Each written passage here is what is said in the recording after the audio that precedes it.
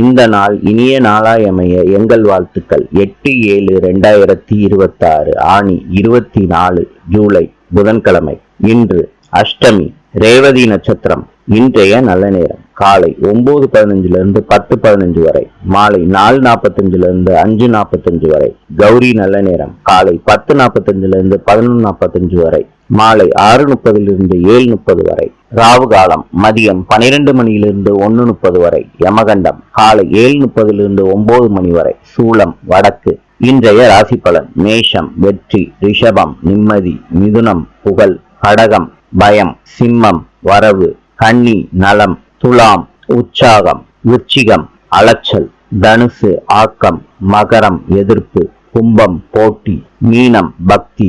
இந்த நாள் இனிய நாளாயமைய எங்கள் வாழ்த்துக்கள். நாளை சந்திப்போம்.